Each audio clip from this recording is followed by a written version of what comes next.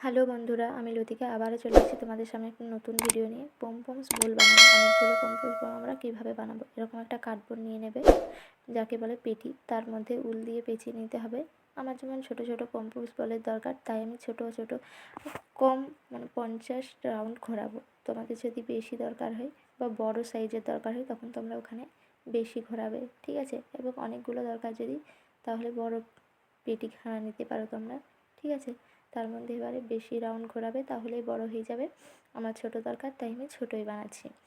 দেখো, এভাবে গিট দিয়ে নিতে হবে। পুরো উলটা সমান মাপ বরাবর গিট দেবে, ঠিক আছে। দেখে দেখে, আমি যেহেতু পারি তাই আমি দেখে দেখে গিট করে নিচ্ছি। এবং তোমরা যদি না পারো, তাহলে তোমরা 1 ইঞ্চি বা যতদূর করবে ততটা ছাড়া ছাড়া সমানভাবে পেনে দাগ করে নিও। তারপরে তোমরা বাঁধো। এরকম বেঁধে নিতে হবে।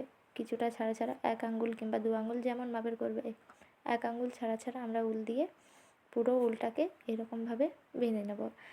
দেখছো, আবার এটা খুলবো। দু সাইডটা তো বাঁধা হবে না ভালোভাবে।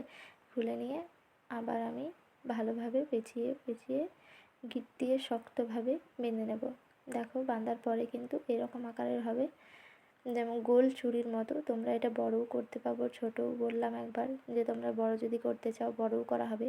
বড় দেখে পেপার নেবে এবং বেশি রাউন্ড ঘোরাবে। যেমন আমি 50 বার ঘুরেছি, তোমরা 60-70 বার ঘোরাবে, তাহলে বলটা আর একটু বড় হবে। দেখো, আমার বেশ সুন্দর চুড়ির মতো হয়ে গেছে। এবার আমি এটা একটা একটা করে কেটে নেব, ছোটো ছোটো ভাগ করে নেব। যতগুলো ভাগ করছি ততগুলো আমার বল হবে। দেখো, আমার একসঙ্গে আমি কতগুলো বল বানাতে পারছি।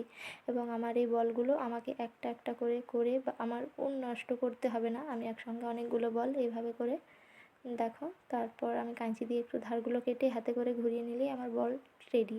এভাবে আমরা সব কটা করে নেব। একটু করে কাঁচিতে কেটে নিয়ে তারপরে হাতে করে ঘুরিয়ে নেব। দেখো, আমার পমপম বলস কিন্তু সবগুলোই রেডি হয়ে গেছে। আর আমার ভিডিও যদি ভালো লাগে, তাহলে লাইক এবং শেয়ার করে দিও এবং সাবস্ক্রাইব করে দিও। ধন্যবাদ।